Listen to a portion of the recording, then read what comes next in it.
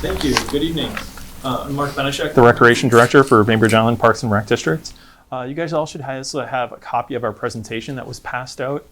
I also have a single copy of a couple of documents that have passed around so you guys can share, but it's another copy of the letters of support, which was included in the application.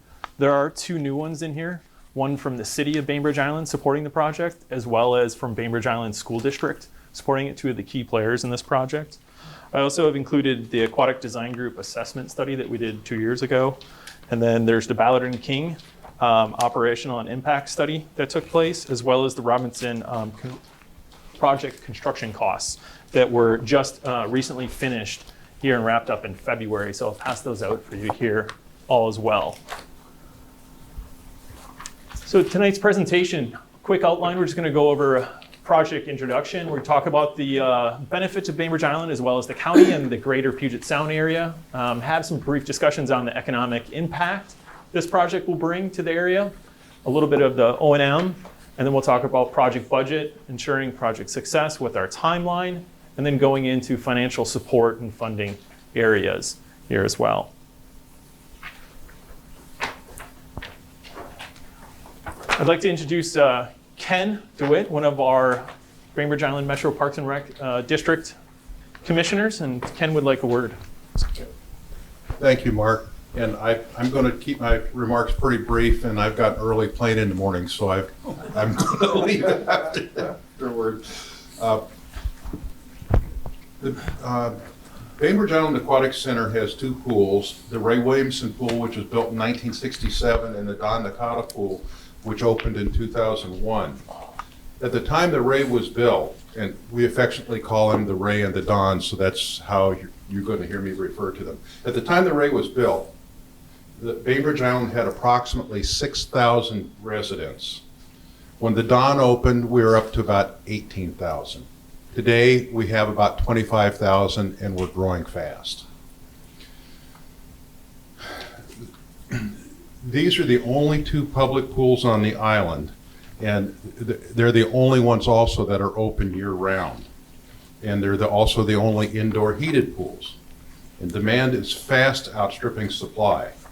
The complex has over 400,000 documented visitors per year, or individual users per year. Not only from the island, but also from other parts of the county and other parts of the Puget Sound as well. This does not include the school district teams or school district programs, people that are in the pool for those programs, or for our swim team or dive teams participation. So there's quite a few more than that. Most hours of the day, particularly before 10 a.m. and after mid-afternoon, both pools are extremely busy. And at least once per week, and I've got this on very good authority from my wife, who is a daily user of the pool. At least once a week, regularly scheduled Park District classes and programs have to be moved to other less desirable areas of the pools to accommodate school district activities. While we do our best to accommodate everyone, the increasing demand is making it more and more challenging to do so. At 52 years old, the Ray is worn out. It's several years beyond its life expectancy right now, and costs to maintain it are becoming increasingly expensive. Major renovation would take the pool out of service for several months, putting additional pressure on the system, and would do nothing to alleviate the current or future needs of the system. Our Board of Commissioners have decided that investing a large sum of money without increasing our capacity to meet rising demand is not a good use of taxpayer funds, and any major funding should be directed towards a new facility that meets today's and the projected future needs. One of the major challenges we face is that whenever a team competition such as a swim or diving meet occur, we have to close the facility to the public so that there's enough space to accommodate the teams. We would like to be able to change that so that there's enough room for the public to be able to use some of the pools when we have competitions going on. We believe that the only solution to preserve existing capacity and meet growing demand is to build a new pool and to decommission the array once the new pool is open. Since we believe that this venture would provide significant economic benefit not only to the island, but to the entire county and West Sound, in general, we're requesting funding assistance from the Public Facilities District. The Park District has put a lot of time and effort into studying this issue, as Mark alluded to, and the information that we passed out will show. The presentation this evening will cover our project's proposal as well as our consultant's analysis of the estimated economic benefits the new facility will provide to the West Sound. And at this time, I'd like to turn the microphone back over to Mark. Thank you. Thank you, Ken. So leading into the project, just wanted to recap on some of our goals and objectives on this. As Ken, our commissioner, alluded to, we want to replace the Ray Williamson pool with a competitive and recreational multi-use facility. We also want to bring in new revenue generating opportunities. We also want to make sure we're definitely incorporating sustainable and energy saving measures, which we already have in our existing facility, but definitely want to make sure that those are planned going forward into the future to help with operational costs. And then of course, we'd like to have a lasting bump in economic growth with this new facility. And then we want to be good stewards of the funding that we receive that's generated for this direct project. So just a quick overview concept. If you've been to our facility before, it's right off of Madison Avenue, located on the school district property. If you can envision yourself driving up off of Madison, up the driveway, this is what the entry would look like. Coates Design Group put together a wonderful rendering here of this facility. So this is the main entry. This would be, wall right here would be the existing, and this section would be the new 50-meter pool that's on there. As you walk in and step onto the natatorium's pool deck, you would take a look and be able to glean all the way across the facility currently set up right now. So it would be 50 meters all the way down, 25 yards across for various competition base and that you can see. So going into just a couple of the details that we have here. We have the facility currently in place right here, 50-meter pool. As you see, there is a movable bulkhead that allows us to section that pool off and run multiple activities at the same time.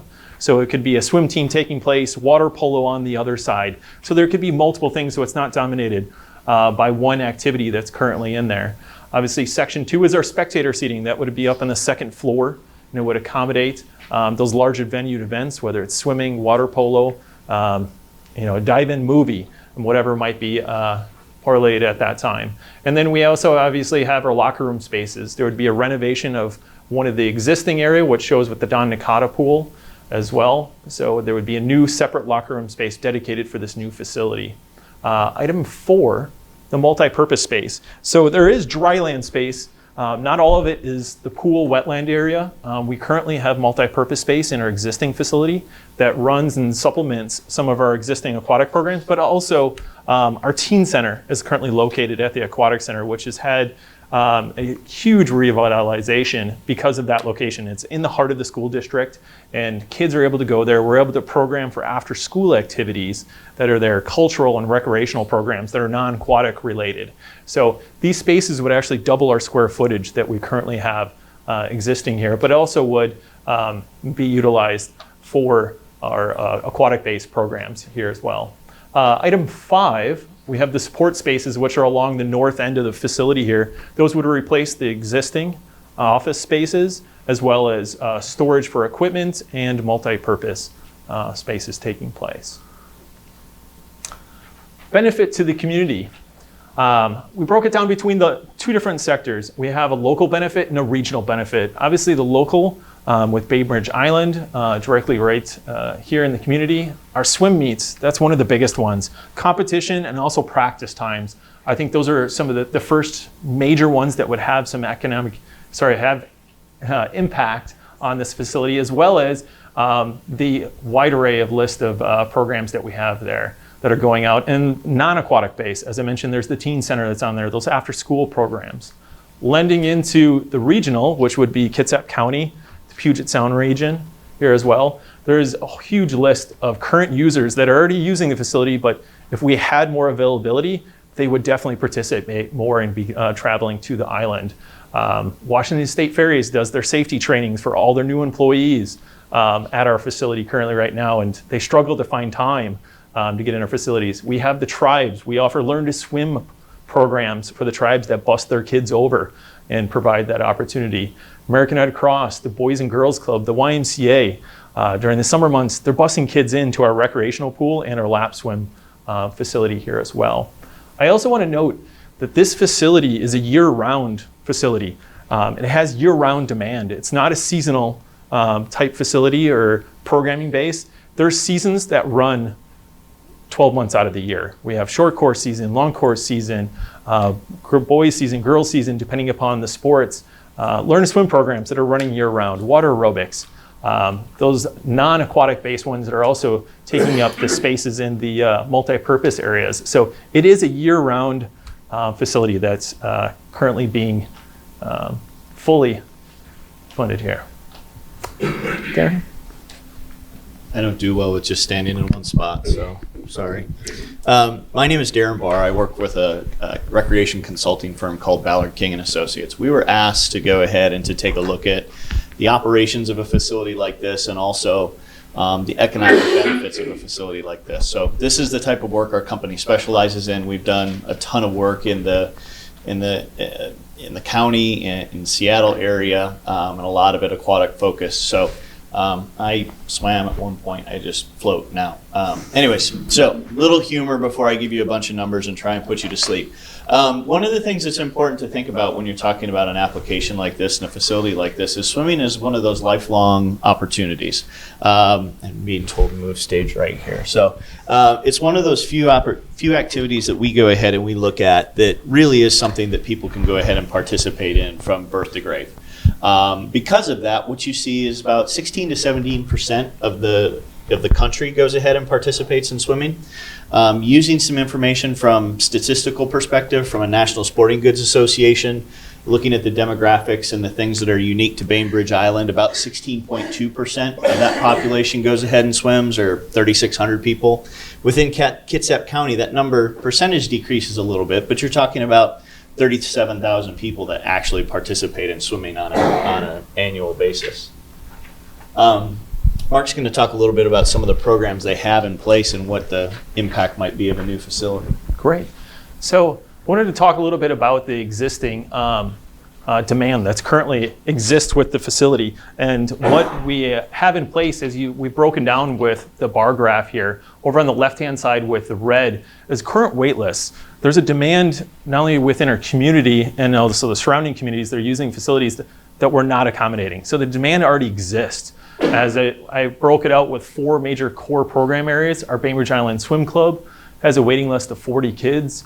Our Masters program, which is our adult swim team, has about 25. Water polo, 20. Our Learn to Swim program last year, and these are all from 2018 for a full calendar year, we weren't able to meet 455 individuals for our Learn to Swim program. And what we're projecting with this new facility would be not only meeting that current demand, but also adding and continuing to grow those programs. And as we can see with the current numbers, there would be substantial growth. And one of the individuals that can talk directly to this would be Carolyn Ackerley, our head coach. She's done a tremendous job with our current facility. As Ken has mentioned, there's a lot of limitations with it, but yeah, come on out. Thank you. So yes, I run the Bainbridge Island Swim Club. So I am one of those user groups that we talk about. And when I started with Bainbridge Island back in 1994 with the swim club, we had a membership of 60 kids in the winter time, and in the summers, many of those kids dropped off to do other things. Through the years, the program grew to be about 85 kids. When I took over in 2011, we doubled the size of the program, and we have tried to increase the level of commitment year-round, which we have done successfully. And we have a number of kids who participate with our club team, and then also participate on their school teams during the high school seasons. We have grown our number of kids who are competing on the national level. We had 9 kids travel to Texas in December, which was our largest national team. And we have a number of kids who have been invited to national select camps, and we are very pleased to be represented on that level. So our team is being recognized that way. Some of the things that we have tried to do with our club is create a culture where kids can feel as members of a community. We think that that helps kids grow up with an identity and with a healthy outlook on their youth. We hope to be creating a culture in which kids are developing personal goals. And hopefully later you're going to hear from some of these kids who have come with me tonight. It changes lives. Kids have members, they belong somewhere, they have goals, they're using their efforts to go to college, and in some cases they're being financially rewarded for that in college. So I'm very proud of the accomplishments of the kids. Some of the challenges that we have faced over the years all revolve around space limitations. We compete with the other really healthy programs in the Aquatic Center, which include water polo, the masters team, the lap swimmers, and the list goes on. We have limited the size of our team to 120 kids. Sometimes we fluctuate up to 130 because we want to save a space for any child who moves to our community who swam in their previous home and would like to continue to be on a swim team, because we feel that this will lend community and make them part of their new home.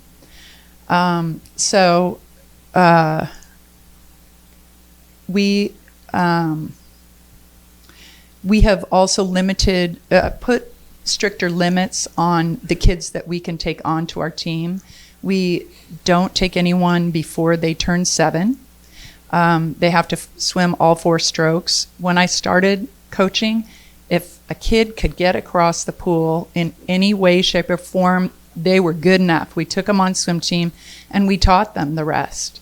And I like that philosophy, but we can't do that anymore. So just because a kid is interested doesn't mean we can take them on our team. And for a sport that is so difficult, if a kid wants to do it, it goes against my grain to tell them no. So I hope that we can grow our facility to meet the demands of our community. I would also say that because our team has improved, we are training in the long course venues during the summer, and there are 2 long course venues in the Pacific Northwest. One is the King County Aquatic Center, and the other is Coleman Pool, which is in West Seattle. And we used to drive down to Port Orchard, but that pool is no longer functioning as a long course venue. But we'll drive wherever we have to drive to be able to train long course, because it's a very different beast. We take our team to Spokane, we take our team to Wenatchee, we'll take our team wherever we need to take them, and we have a waiting list for kids who want to do this. So I really hope we can get a 50-meter pool built. I really do. I think it would satisfy so many needs and solve so many of our space issues. Thank you very much. Is long course 50 meters? Yeah, long course is the Olympic size pool that everyone sees on TV. Yeah. All the Olympics, they're swimming in that, so that's typically Yeah. during the summer months. Yeah. And then short course is typically the fall through the springtime period, Yeah. which is 25 yards. So all international competition is in a long course venue. Great, thank you, Karen. Thank you. Next ones are yours here. So some additional information just to go ahead and keep in mind. We've already heard some numbers. You know, swimmers are different in terms of how often they're going to use a facility. Some of the folks that are in our audience now fall into that frequent category where they're actually hitting the water more than 110 times over the course of a year. Some of them wish it probably was less, especially on double practices, but part of what we do. And then occasional and infrequent. What we're able to do with some of this information that comes from the National Sporting Goods Association is kind of calculate that into what that means from visits. So if you remember those population numbers that I talked about earlier from Bainbridge Island and Kitsap County that go ahead and swim, it accounts for about 159,000 visits to aquatics facilities coming from the island population. And coming from the county, it's about 1.6 million visits to aquatics facilities over the course of a year. Those aren't specific to a facility, but when you hear about the idea that the facility that they have currently is absorbing about 400,000 visits, and that comes from on island, off island, all around, you really begin to build the idea for how many people are interested in using a facility like this. Again, we already talked about it, but the other existing indoor aquatics facility is the King County Aquatic Center. We're doing a project right now with Bellevue, Washington, where they're looking at a 50-meter pool again. We've talked with the Kitsap School District before about a 50-meter pool. Very, very close friend of mine who used to be the head swim coach on Mercer Island talked about a 50-meter pool. There's just a demand in the area. And then when you couple that demand with drive time and traffic and all the other things that go with it, it's one of those areas that as the forward thrust pools on the other side of the sound begin to deteriorate, hearing a 50-year-old pool is deteriorating, that's not uncommon. They have not done anything wrong. In fact, it's outlasted its life cycle. All of this is common and kind of pointing to the fact of at some point someone has to do something, or you're merely going to run out of pools to go ahead and participate in. When you start talking about economic impact, aquatics facilities definitely have a regional draw. And a lot of the projects that we do in the Midwest, people start talking about, okay, well, how far of a draw can a 50-meter pool have? It's not uncommon to go ahead and put a 100-mile radius around that. When you start talking about Seattle and Kitsap County and the population concentration, that begins to shrink. So this goes ahead and gives you some of the corridors and the thoroughfares that people would go ahead and would access to be able to get to a pool that's on Bainbridge Island. Within Bainbridge Island, one of the things that's really cool is you're looking at a 1.5-mile radius, and the stars where the existing pool is. You've got all the school district infrastructure that's around. You've got so many things in terms of restaurants and destinations and lodging, and it's within walking distance. So if I'm a parent and I'm going to take my child to a swim meet, I can drive to the island, I can park my car on a Friday night, and maybe I don't get back in my car until a Sunday afternoon. And in the meantime, all of those dollars that I'm spending are staying there on the island in the local economy. When we go ahead and we start talking about economic impacts and things to consider, the swim team you just heard is not necessarily here with the numbers, but if you're talking a 200 to 300 member swim team, you're really talking 4 to 6 events per year. The reason for that is those are run by volunteers. If you go ahead and if you do more than that, you're going to deplete your volunteer base. They're going to hate you. They're never going to run a meet again. Okay. There are a limited number of competitions that are out there with governing bodies, but right now they're running so many events because they're having to do them in 6-lane 25-yard pools. So to go ahead and be able to do a meet that accommodates 1,200 athletes as opposed to 3 or 4 meets that are only accommodating 200 to 300 athletes at a time, that's the preference. Higher level concentration of competition. The local facilities, if you were to call King County and try and get a meet in there at this point or try and get lap time, they're going to probably laugh at you. Not because they're trying to make fun of you, that's just the reality that they're dealing with right now. So when we went ahead and created an economic impact statement, we made some assumptions. Okay, essentially figured out that roughly $150 per night in terms of hotel room.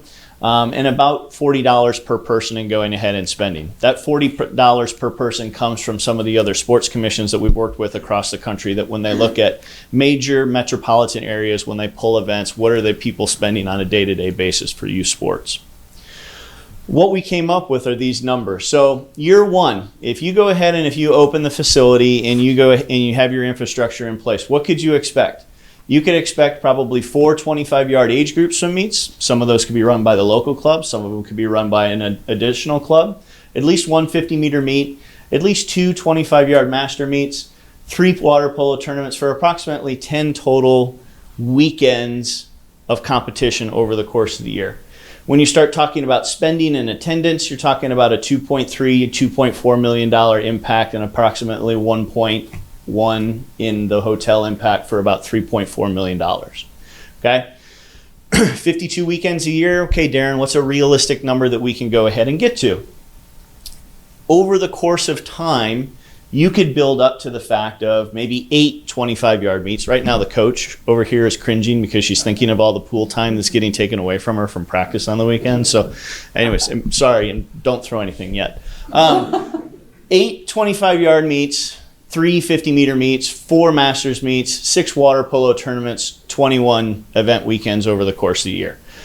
King County's probably doing more than 21 weekends a year, and they probably dislike it, okay? When you make the switch from 10 to 21 and you build that up, you start building up staff, you start adding additional staff. Mark's hair starts to get gray. He starts to hire additional people to go ahead and run events for him. Getting up above that threshold of halfway point, 26 weekends a year, is difficult, okay? Just for sheer number of events, it's difficult. The other thing that in the way it's difficult is Mark already showed you all those different activities that take place in pools, right? So this is a lifelong learning facility. So you've got to accommodate those competitions, but at some point those competitions may start to impact the lifelong learning. So it becomes this really interesting balancing act of trying to provide services, trying to provide learning opportunities, but also trying to provide that economic impact that we reflect up here. It's also really important to understand that in this process, we've not only gone ahead and looked at what the economic impact would be, we've done staff schedules, all those different kinds of things. We've talked about what construction costs are going to be, okay? And on top of talking about what construction costs are, we've talked about what maintenance costs are going to be. Mark's excited about the idea of a new facility, but we're also talking with him about the idea that with a new facility is going to come some new expenses as well. But the important part is you've got a all-encompassing process that we've gone through so that we have an understanding of what this operation means now, what it's going to mean 5 years from now, what it's going to mean 10 years from now, both in terms of the day-to-day and in terms of the economic impact.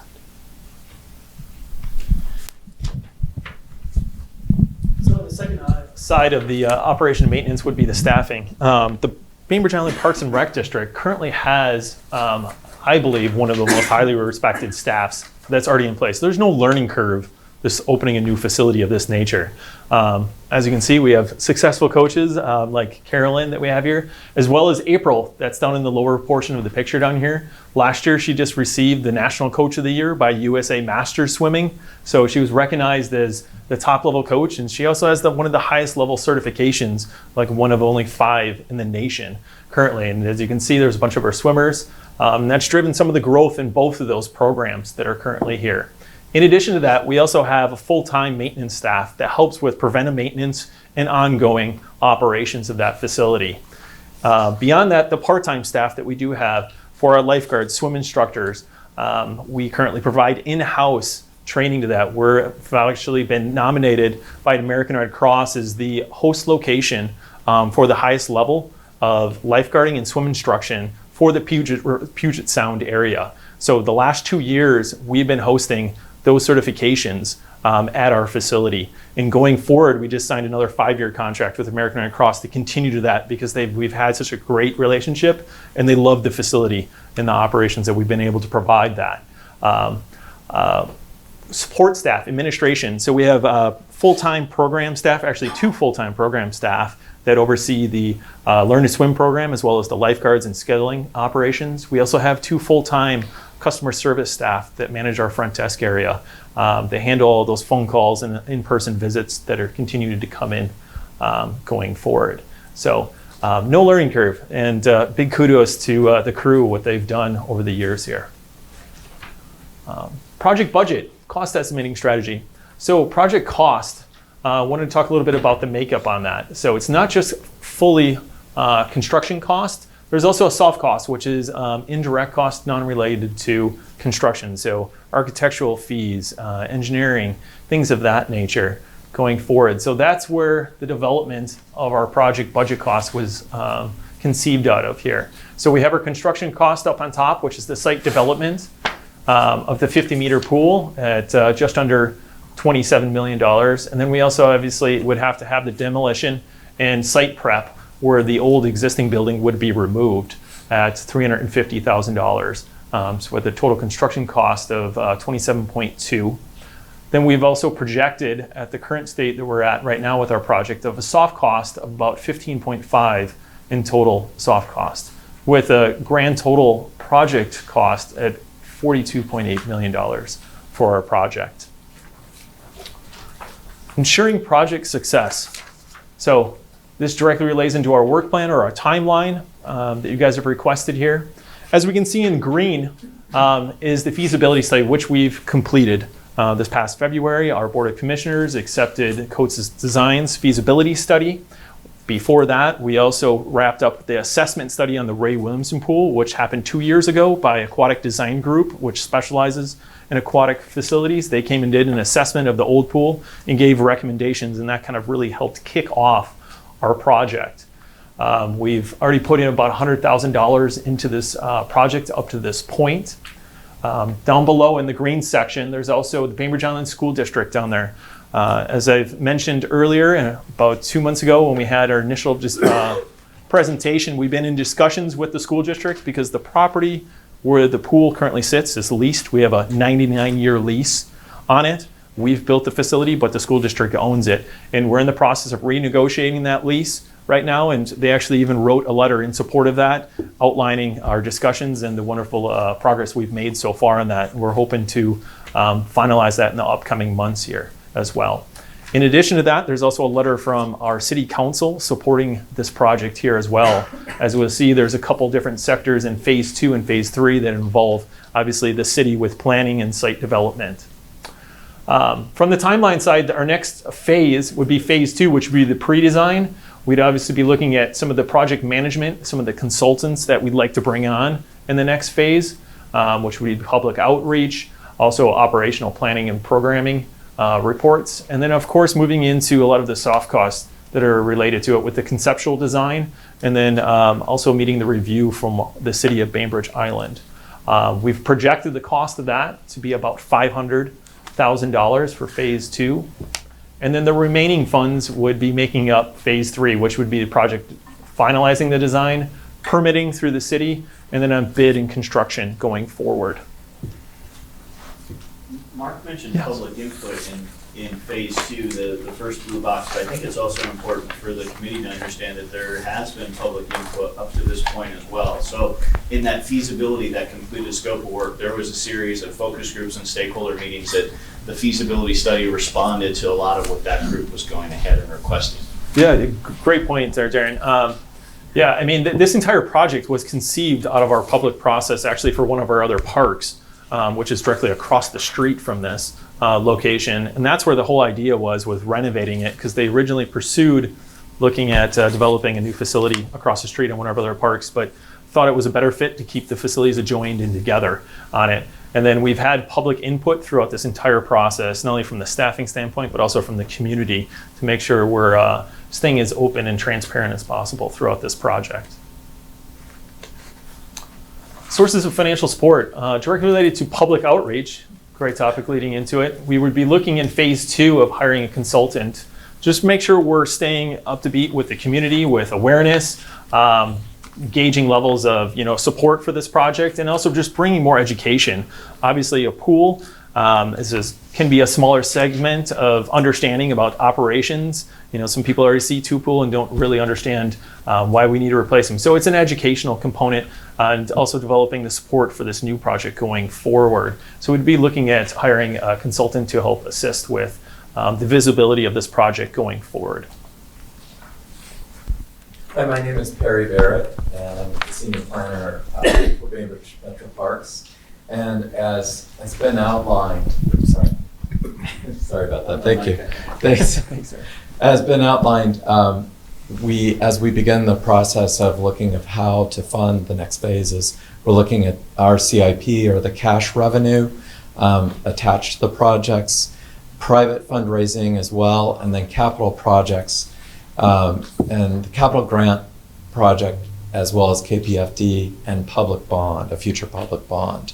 I might add, with capital grant projects, A similar project in my mind that we did 10 years ago is the first phase of Pritchard Park. The capital grant project portion of that park was $4.9 million. So a 15% percentage of this is attainable in my mind in terms of that. We would look and assess with using consultant sources, the Family Foundation, as well as capital and federal grant sources for that would be receiving capital grant funds. A bond, I might just let you know, our last bond went out and received over 70% support. So we have a high success ratio with regard to bond passage. Is this a Park District bond? Yeah, specific to the Park District. Okay. And then in terms of current efforts to seek that bond, we are underway, phase 2 would be underway seeking bond counsel services, as well as we're in conversations with looking for bond advisory services. And we find that there are peer group examples. One locally with the Bainbridge Island School District, they just recently passed a $23 million bond. And then also specific to a pool, a $9 million bond with the William Shore Memorial Pool at Port Angeles. And then with regard to certain grants themselves, RCO has a category of grant sources. Most of them do not allow grant money to go to an indoor facility, but there is one that's the Land and Water Fund that RCO administers, and we would be seeking that. They recently gave money, I believe in the 2016 cycle, to Port Angeles, so we would seek funding through that. Rotary Club, we have a large and active Rotary Club, and we would seek the large grant funding for that in terms of $25,000, $500,000 in the HUNY Grant Fund. And then, as mentioned, we would work with teams and organizations for funding partnerships. So my comrade here, Barb, is associated with the Park Foundation, and then we would also network with like-minded team groups that would raise money as well as partnerships in the private family foundation that would be sourced out through consultants. The Capital Grant Fund is a legislative request, and those funds are typically funded through the Commerce Department when they're awarded. So we would seek funding through that. Then there are federal funds as well that could be potentially found in our previous grant round. With a very large project like this, we secured NOAA funding, so federal funding for a large project. So I think that's on there, and then financial support. Barb? All right. Good evening. Oh, can you hear me okay? So I am the executive director of the Bainbridge Island Parks Foundation, and we exist to help fund the park and trail and open space improvement projects on Bainbridge Island.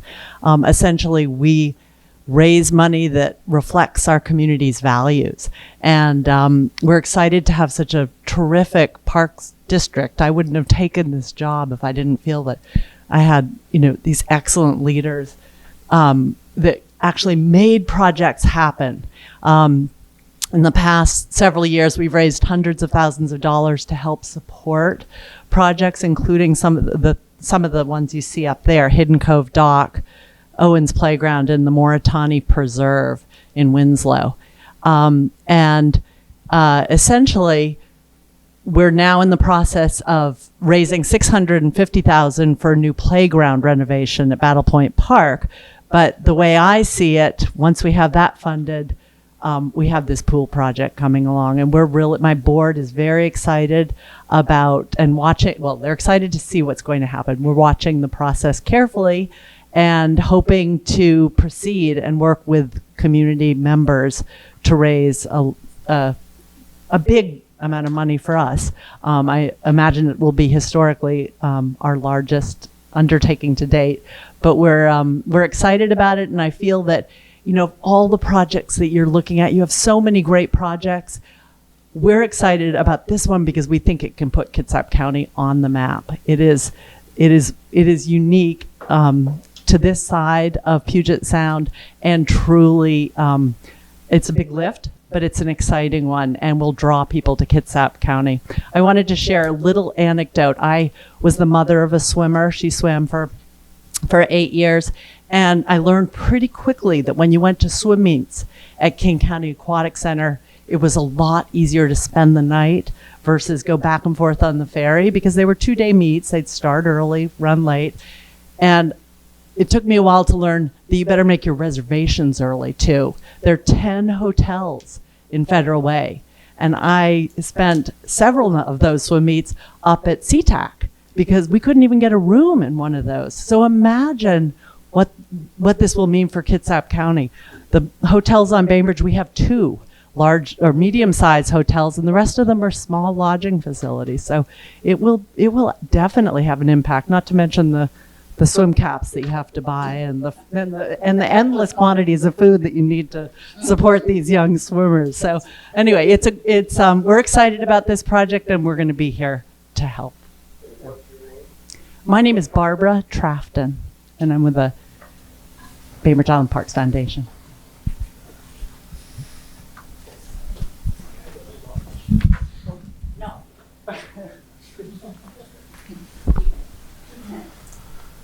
So in conclusion here, here's a review of our current timeline that we have here. The feasibility side is checked off.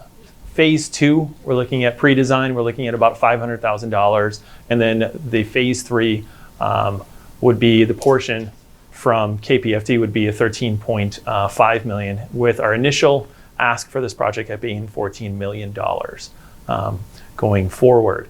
So with that, that's kind of concludes our presentation, and I'm open to taking any questions or any questions for any of our other presenters here as well. All right, board. Someone else should go first. Now, I'm interested in one of the slides talked about the balance between meeting the needs of your swimming teams and that, and the regional needs that might come in. I think you said you could build it up to 21, I think. Yeah, that was one of Just again, when we initially put the information together, they said, okay, what do you think you could do year 1? All right. Where we talked about the 10. All right. So and then they said, over time, where could you go? So my question is what percentage of the pool are you going to allocate to the school district and teams and that, and what percentage to bringing in the weekend meets, the water polo, and all of that would create the economic activity? True. So from a percentage standpoint, we would be looking at a medium between those two numbers that was in there. And of course, most of these competition-based take place on the weekends. We would have to find a fine balance with that. And as you're aware of, with our facility, it is 2 facilities that we have in place, and they can run independently of each other. So we can still have an economic draw and renting out this entire facility and still having public use available here. That's one of the benefits of the design, Coates design here. So from a percentage standpoint, I think we would have to kind of weigh that out. I mean, what is it? 50, probably be looking at somewhere between 40 to 50% with 21 weekends, you were saying, correct? Sure. So is on the high end. Yeah. So you don't have a policy now. There's no policy right now. Okay. The only thing is we have is a current balance, that we're not dominating our pool capacity with programming space, that we still have leisure open recreational facility. So where it's open for somebody to walk in, if they want to come lap swim, having that availability where we're not completely dominating the space. There is no policy that our agency currently has in place right now, though, to give an answer. We've worked at other facilities that have had a 50 meter that's been very competitively based, and they've gone ahead and out of the 18 total lanes that they could put in a 50 meter pool, they always had at least 5 of those available for the general public, 3 that could accommodate something like group exercise and 2 that could accommodate lap swimming. It fluctuates throughout the day. really becomes a policy issue to make as you move into some of the next steps. I think the benefit, yeah, as just Aaron said, is like we still have both the facilities, so we have the availability to keep the facility open in public because it is a public facility. I think that's also one of the largest draws to Bainbridge Island. We get people driving from Bremerton, Poulsbo, from Seattle, taking the boat over to our facility. With it is that it's open and it's reasonably priced, and I think it's also the services that we provide, not only from the programming, but also directly from our staff. Those are some of the feedback that we've asked when people have come out and driven past 2 or 3 other facilities to come to our facility here as well. So, Great question. yes, thank you. Originally, you looked at 3 different designs, different sizes Mhm. of pools. I was one of the ones that encouraged you to look at a larger model if it was going to have regional impact. But let me look at the opposite of that now. Looking at the best circumstances in a few years of being able to build up to 3 meets with a 50-meter pool, is it going to be worth it? Would you be better off with a pool that's going to be able to do more 25-yard meets and serving a smaller segment, well, let's change that, a larger segment of the user population without having to go to the expense to build a 50-meter pool? I would say we would still go with this option because of not only just the facility restraints that we have with the smaller ones that we run into that we currently have right now with the existing Ray pool that's in place, but this facility, it can run the long course meet, the 50 meter, but the width is 25 yards. So you'd be getting somewhere between 20 to 22 lanes that are 25 yards. Right now we have 6 in our other facility to give you a context of what it is.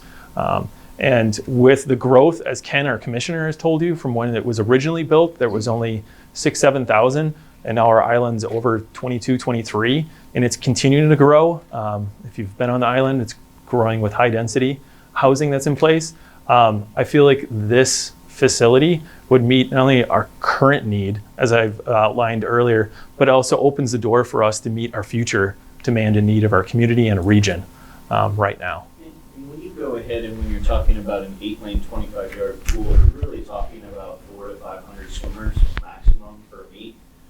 With the addition of that bulkhead in between the 50-meter pool, you're essentially adding 2 8-lane, 25-yard courses. So you take the number of athletes of 400 to 500 in an 8-lane, 25-yard competition to 12 to 1,300 because you're able to run 2 of those competitions simultaneously. One session in the morning, one session in the evening on Saturday and Sunday, and typically with a Friday session as well. So you increases exponentially. Yes. I don't think I understood the drawing before. So you're saying the middle portion there can kind of be wheeled in, wheeled out? I think It floats. it floats. It floats. You inflate it. floats, so you can go ahead and you can set that.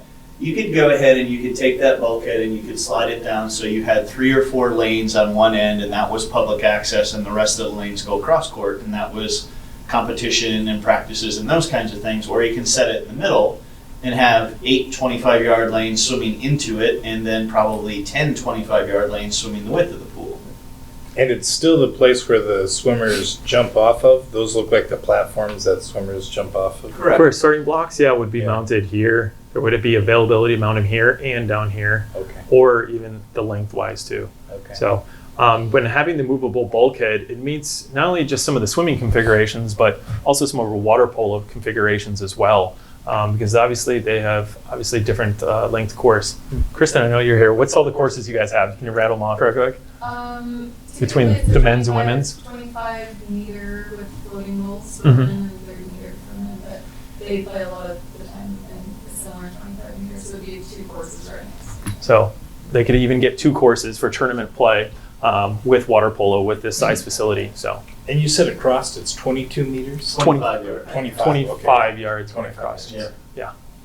So We've decided we're going to stay with yards in the winter and meters in the summer, just to make things difficult.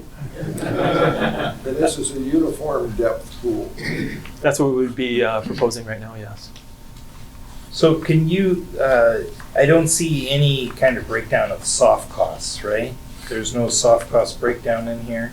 There is in the study, actually, if you pull it out, the Robinson study has the breakdown, I believe, of some of the soft copies. It gives a percentage range, and that was one of the copies, and it also was in, I believe, well, no, because we just finished the finished that process. That was completed in February, so that is a copy of the study, so right there, the full one for the full construction costs. And so that's based off of a percentage rather? Yes, it is percentage. Joe, do you remember the range? We went with the higher range that's on it. Obviously, there is a range, but can you give some context to it? He's our architect. 7% to 50. 52. Yeah, 52%. Mhm. That's it. And that's the percentage of construction costs. That's a safe range. Based off of the construction base. That doesn't include sales tax. Yes. And we can get copies of all of these for each of us? Absolutely. Yeah, so Absolutely. it's been provided. And then there's one of the pages is for the pool contractor costs. I was trying to figure out where that fit. It's basically like FF&E. Okay. And I couldn't figure out where it fell under, is it just under construction? Yes. Because there's a total pool contractor cost of $4,460,000 and equipment of $262,000. So that's a subset of the, if you go through the line items in the construction budget, it will refer you to that, like that. Under new building? Exactly. So.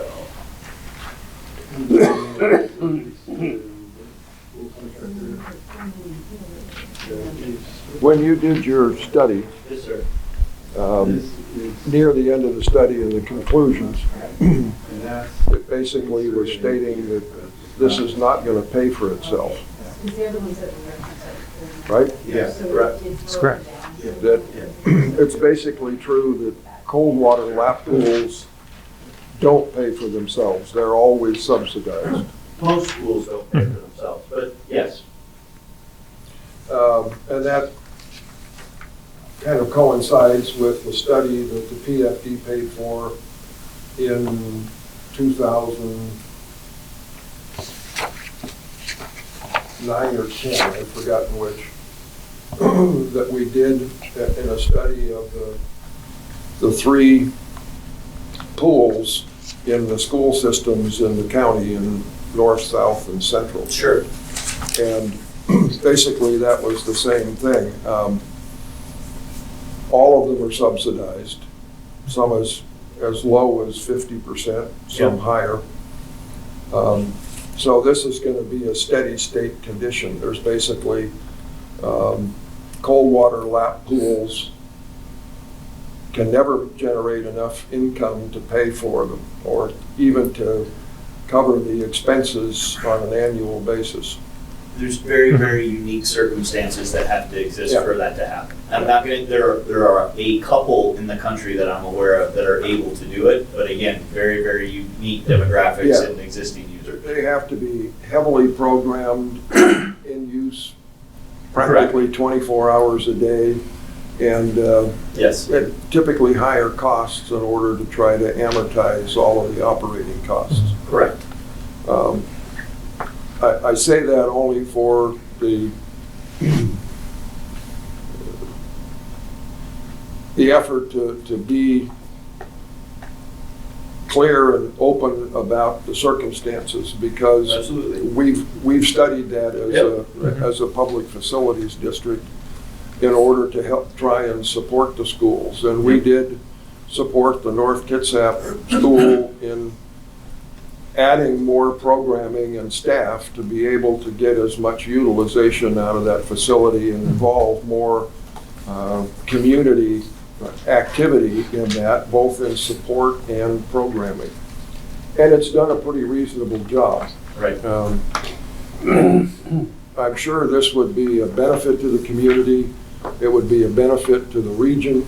I just wanted to make clear that this is not going to be a moneymaker for the city or the park district. Sure. That is it's very serious. And, as Ken had mentioned, they're well aware of that. So they do subsidize Yeah. the facility, and they do that for the benefit of the community Yeah. that we have currently in place. And they are understanding that, and that's the reason why we contracted with Darren. I'll do our operational study, and we'll continue to do that in the next phase, refine it once more of the design gets done to give us some more fine-tuned numbers relating to future operations of it. So And- we make and I sure wasn't trying we're to being dissuade financially these responsible. people. Yeah, So- I wasn't trying so- to dissuade them from Yes. supporting Oh, no, more, yes.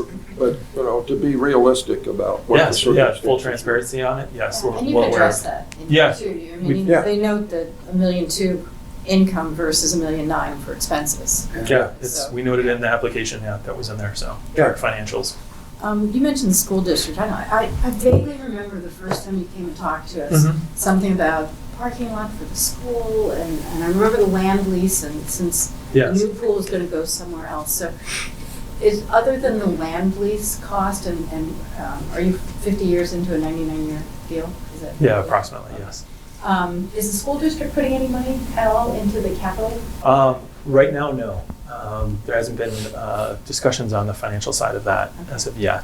So we're just trying to get the lease settled out so we can kind of move into the pre-design side of it. So we have to finalize that with it because it's expanding our current lease boundaries because obviously the size of this facility would expand out over the size of the Ray pool, which is, a quarter of the size of this But it's facility. not actually going on top of where the Ray pool is now. No, it's going to the north end of it where our current large parking lot is Yeah. that we currently have right now. So parking will be redeveloped over on the east side of the facility, which is outlined, I believe, in some of the drawings in our application that we had here as well. So, right now, the current facility is right here, which would be on the south end. And this is all parking right now for the current aquatic center, as well as some additional parking over on the east side. This would all be new construction, and we'd move all of our parking down here over onto the east side, and then demolish most likely the Ray Williamson pool and replace that with some additional parking to meet the requirements we would need for both of these facilities as well. Do I remember that new footprint is also on school district land? Correct, all of it is, yes. All of it, okay. Yeah, that's part of the lease that we have to renegotiate, 100-year lease that we have with the school district. So, Comment was made about being willing to travel to have the opportunity to train at a 50-meter pool. And so there's the King County pool, there's the West Seattle pool, and Bainbridge would add this one. What is the rationale for why someone on the other side of the water would travel to our side of the water? So King County is really full, but what about West Seattle? Like, why would people not go to those two pools as their first option? the West Seattle's an outdoor pool, so to give you Okay. some context to it. So it's limited operations that are currently there and has the same demand that's on that facility. And to give you some context, as Carolyn even mentioned, her team coming up here in 3 months is traveling over to Wenatchee for a training trip to do long course. Because as I mentioned, there's not enough, athletes need to train in the same course that they're going to be competing in. So they do a week-long training trip and they're traveling out to Wenatchee, staying there, hotels and stuff like that. That would be turned into Bainbridge's kind of destination. We would be receiving that type of interest. Yeah. Not only just for the big meets, but people just traveling to train. Obviously the regional ones from the Kitsap, the greater Olympic Peninsula, but we would definitely, the core of the teams are over here or on the Seattle side. They would definitely have some major interest in coming over and doing those types of training opportunities. As I mentioned, a lot of the facilities, and as Darren mentioned as well, are closing up due to age and just ongoing maintenance. Just don't have operating budgets to sustain those here as well. So they are dwindling, and even some of the existing 25-yard pools are struggling right now just due to age that are in the public sector. So, Mark, could I just add one? yeah. In Pacific Northwest Swimming, there are 54 swim clubs that are operating in about a 70-mile. You want to come up to the microphone? Thank you. In Pacific Northwest Swimming, which is our local swim community or area, there are 54 swim clubs that are operating, and that is from Bellingham down to Olympia, and they all feed into this central area corridors, and we all compete for training time at King County Aquatic Center. We all compete for training time at the Coleman Pool, which is only open during the summers. So there's very limited space. And at the King County Aquatic Center, there are events every weekend. So we can't train at that time. And we're limited to training times that are either, they will start training times in the middle of the day. So kids who can get out of school can go train long course starting in May. Which doesn't include anybody on Bainbridge Island. I know that. The school can't tolerate that, and neither can the kids. But there is a demand for more long course training time, and I believe since we're willing to go anywhere to train, I believe the other clubs have the same philosophy. They're doing the same thing we are. With all the studies we're doing in the area or have done in the area, it's a common, what you're hearing right now is not unique. It's not unique to Bainbridge Island. It's not unique to their club. It's within the greater Seattle area. How do we get a hold of more pool time? How do we get a hold of 50-meter pool time? We don't want to drive to King County. We want something that's a little bit closer. And the folks in King County are going, we can't do anymore. There is a demand there. So it's just, as you're going through it, it's not even necessarily the ongoing operational costs. That was great of you to point out, and it's an important fact to take into account. It's that initial, how do we get over the hump of the initial development cost? And if we can do that, then we go ahead and start backfilling it. Well, maybe they're willing to put money where their demand is.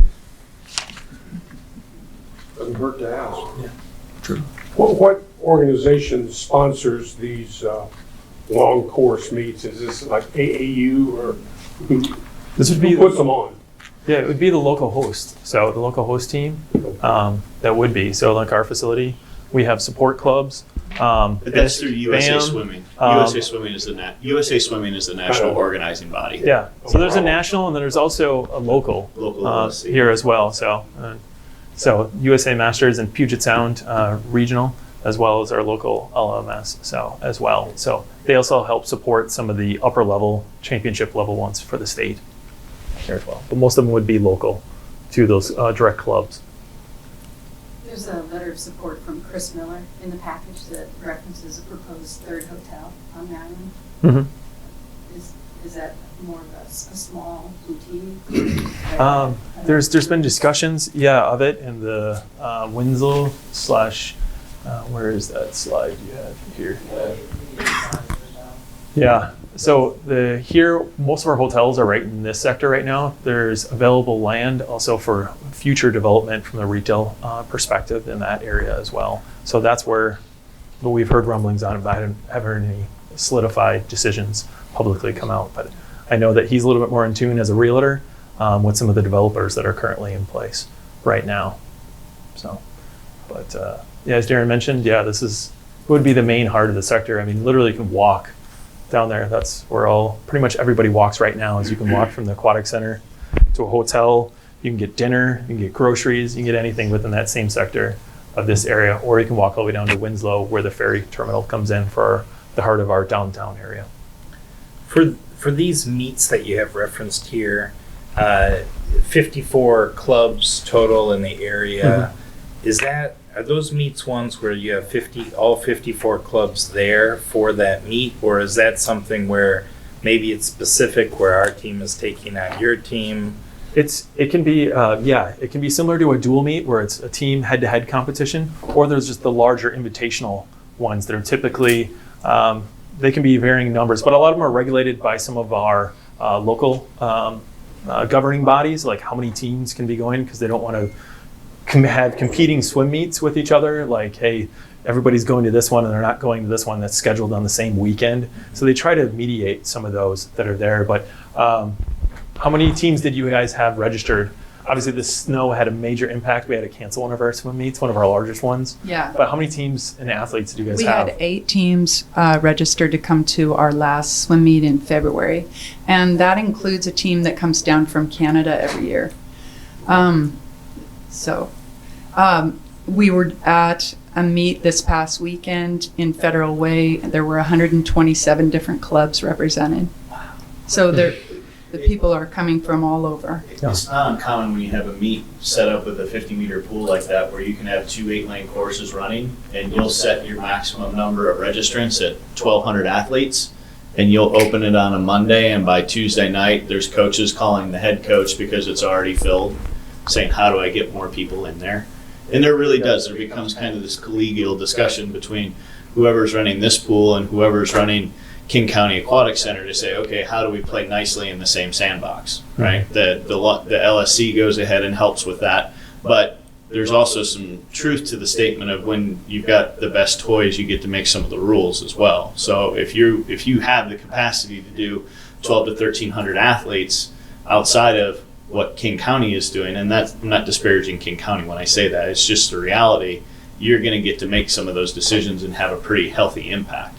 But the majority of the information that I put together was based on that idea that if you're doing a short course meet, you're cranking out 1,200 athletes, and approximately 75% of those 60% are staying for the meet. If you're doing long course, you're in that 500 to 600 number, just because you're only running one course. Mm-hmm.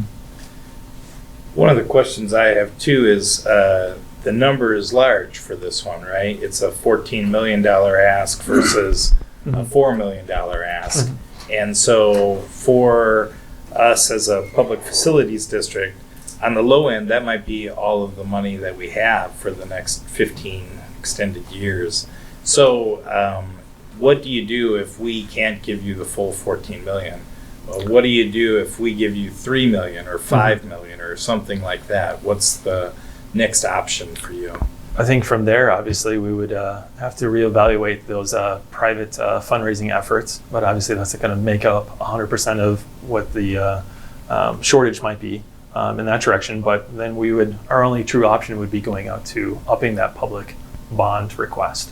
Mm-hmm. So from it, that is our only funding source we have. We don't have enough of an operating budget to sustain type of loan or reserves by any means. So those would be our two avenues that we would pursue if we weren't awarded the full ask.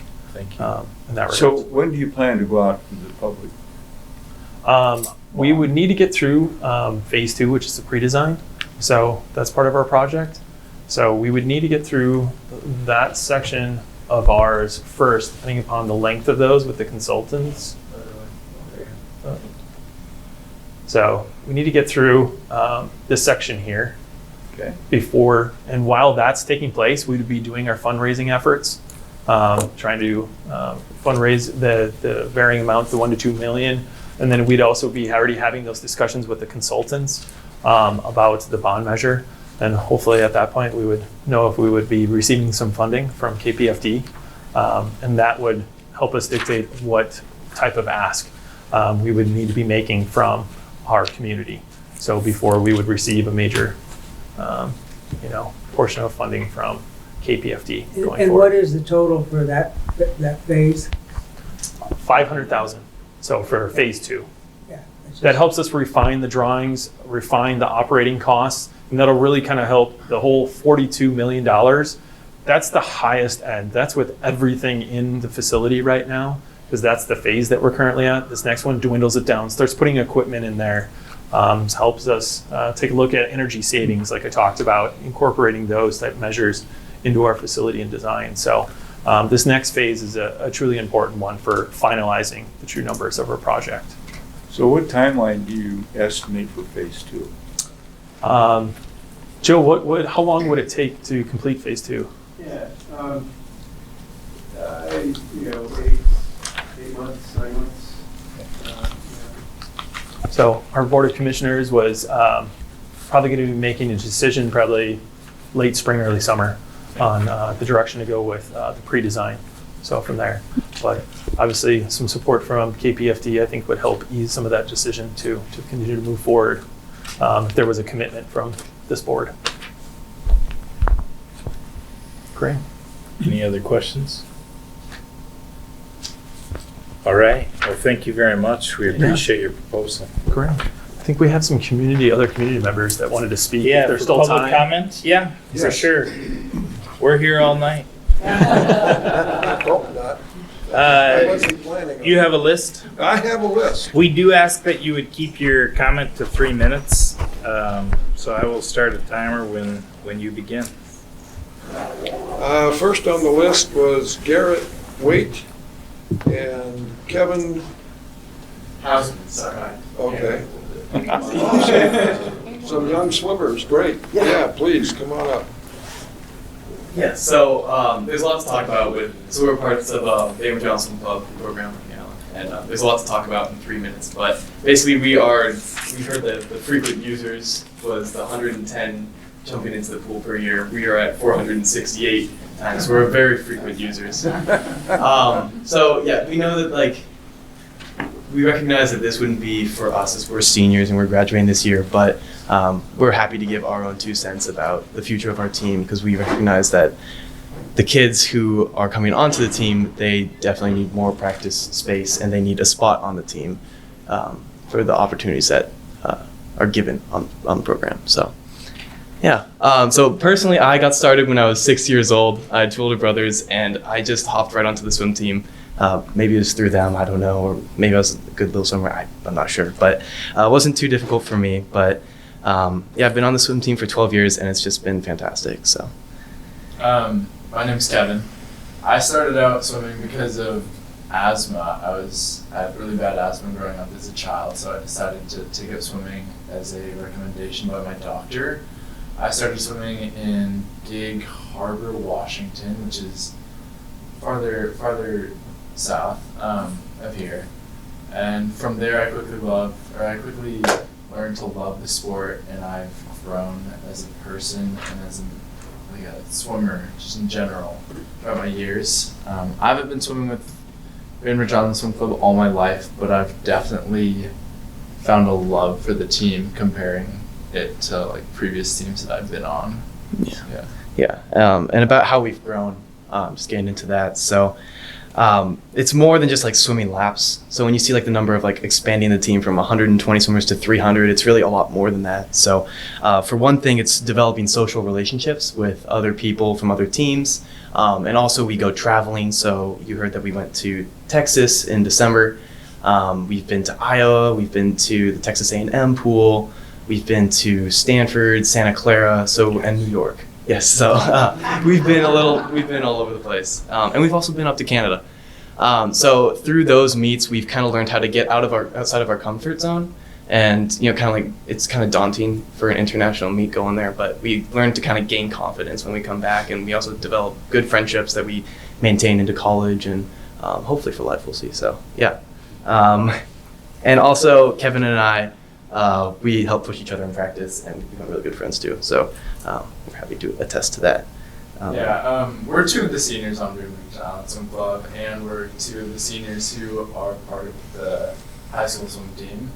We've both been captains on both of the teams at some point in our lives, and we've really grown as individuals, not just in the sport, but as people. It's kind of taught us how to put in all the work and all the commitment and passion into something and then finding joy in it. We're not just doing it because we like swimming back and forth and looking at a black line. There's a little more to it than that. But just with us, we've sort of achieved things that I never really kind of full-heartedly believe that I could achieve. I'm going to attend Northwestern University next year. I'm swimming for them.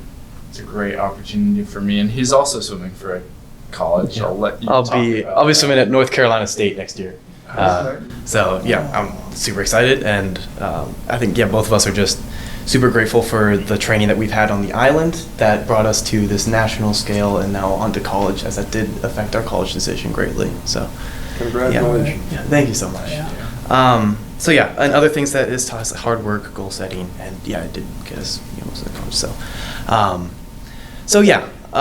for the future of the program, I mean, seeing as it is now, we do have that wait list, and it's just kind of a shame for us to kind of look at that and see that these kids are being denied from the opportunity that we just kind of had automatically growing up. And it's just such a great opportunity that I think all kids on Bainbridge Island should have the opportunity to take advantage of. And yeah, we have great coaches. We have great kids on the island too. And yeah, so I don't know if there's anything more to add. Oh, also Carolyn was talking about like the full-time swimmers now that we've kind of developed. Hopefully, if we do have this new facility, then we would be able to have some part-time swimmers who could just kind of hop in a few months out of the year and take advantage of the pool space and enjoy other hobbies as well. So, yeah. We very much Let somebody appreciate. else speak now. Yeah. Okay, yeah, sorry. We very much appreciate you both coming here, sitting through the whole meeting, speaking in front of us. Thank you very much. Thank you for listening. Yeah. If any of you guys have like any questions that you want, just like from our perspective as swimmers who are raised, to the, Go ahead and call us up. Yeah, any questions? Thank you. Thank you. All right, next on the list is Karina Klinkenberg. Hi. Hi. So, like you, I don't like standing while I'm talking, but I also just can't reach it. So I'm here representing the divers. I'm on Bainbridge Island Dive Club. I started this fall through the high school team. And I was really lucky starting through the high school team because there's not a huge amount of divers on the island that are in high school. Most of them are younger. So I got to go and learn. I started from rock bottom this year, and I actually ended up getting 12th at districts because there was only 3 people on our team, and we got lots of board time, and it was wonderful. And now that the high school season has ended and I'm on the dive club, I learned that's not really the case for the big club team because there's only a couple times per week that we're allowed to use the pool because we're competing with so many other programs for pool time. And lots of other programs use the dive tank because there's just no room in the lanes. Like during high school season, we had to cut the dive tank in 2, and there would be a swim lesson on the side while we were diving. And it's actually kind of dangerous. One of my friends did a dive and came really close to hitting the landline. So I think by having an extra pool where these lessons could take place that don't interfere with the divers would increase the ability of the program to host more kids and also the safety for the divers. Let's see. My notes are a little disorganized, so bear with me.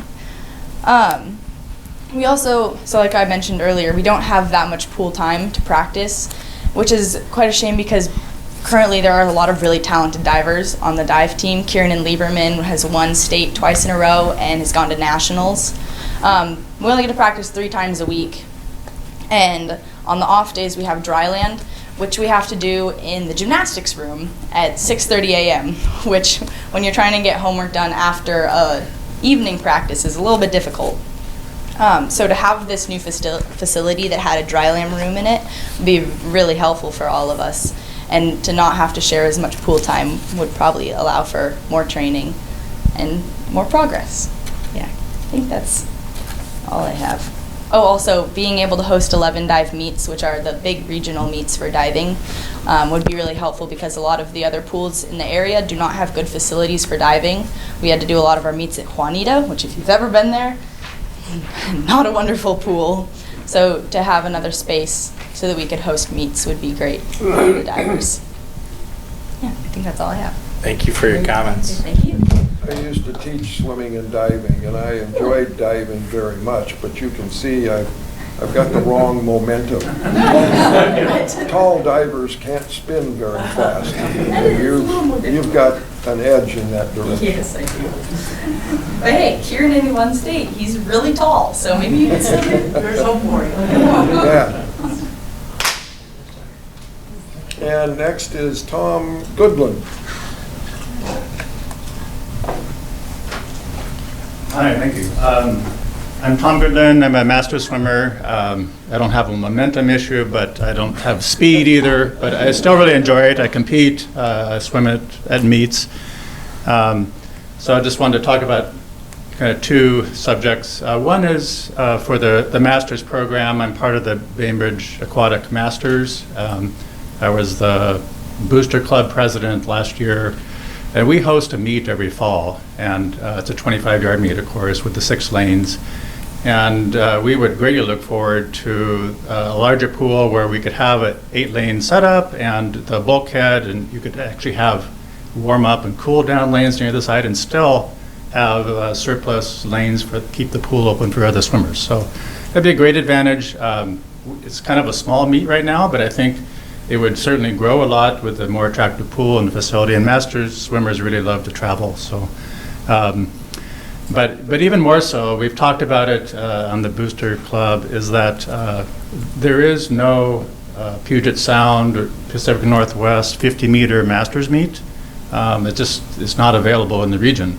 And so having that ability, we would definitely be adding a meet in the early summer to do the long course arrangement. And I'm sure being the only kind of unique meet in the area for this, we'd attract a good crowd. And then I also would like to say that this has been a process that's been going on for 2 or 3 years now. Over the last year, some of us have kind of let it up, been more organized as far as communications. I've got an email list of over 50 people, just keeping them up to date. We've got an active group of about a dozen people that we attend meetings. We've been organizing, talking to Barb Trafton about the Bainbridge Foundation and joining a committee once they start fundraising, doing community outreach and so forth. And so there's really strong support to see this project go ahead. So I'm part of that, and there's some others here that are willing to do it too. Thank you. Thank you. And the last one is Kristen Gellert. Hi.